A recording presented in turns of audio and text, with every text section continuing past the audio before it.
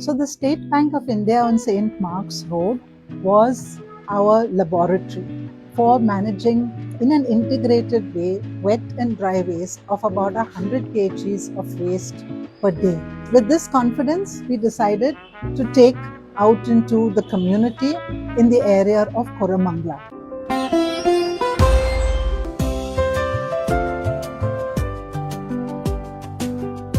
So that was the way in which Kasarasa 1 and Kasarasa 2 came about. Kasarasa 1 was done in Ijipura along with our partners CSA, CHF and the Caterpillar Foundation.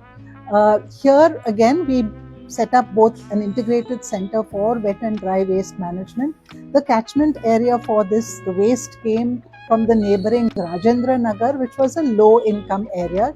The space for Kasarasa was given by the BBMP. It was actually carved out from their old scrap vehicle area, carved out and given to us now as a community integrated waste management center. Likewise, Kasarasa 2 came under the high tension wire, again space given by the local body, and again you had CHF along with Caterpillar Foundation help us with both setting up the capex for it. It was a center for about 300 kgs of waste per day, but here the waste came from the very high end upper middle class neighborhood of Koramangala first block and around that area. The model was simple, that basically there would be the capex given by the support from the funding agencies, and then there was a viability gap funding that would then support the center for 2 years. And in this 2 years, we were supposed to move with a service fee that would then act as that would support the operational costs. Yeah? Unfortunately, we had a problem getting that relevant service fee, and therefore operations came under threat.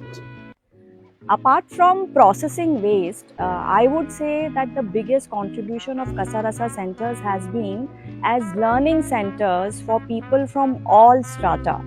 Over last 2 decades, thousands of people have visited these centers, school children, corporate employees, housewives, judges, elected representatives. I personally have been taking many sessions, and I remember kids from Sweden used to come annually, and Kasarasa visit was a key thing in their Indian itinerary.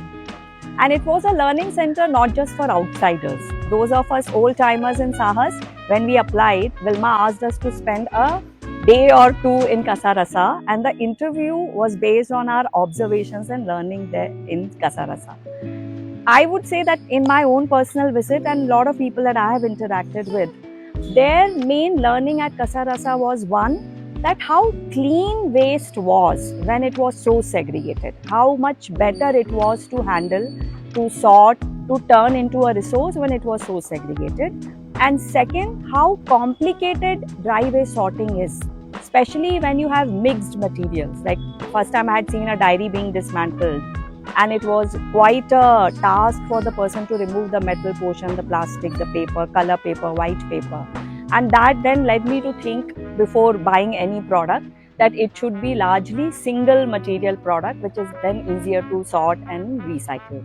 So these were 2 key learnings for people who are visiting Kasarasa. This Kasarasa 2 center also gave us the opportunity to experiment with other waste streams like electronic waste, construction and demolition waste, bulky waste, which includes your mattresses, broken furniture and other things. Because it is centrally located, it made the logistics and aggregation feasible.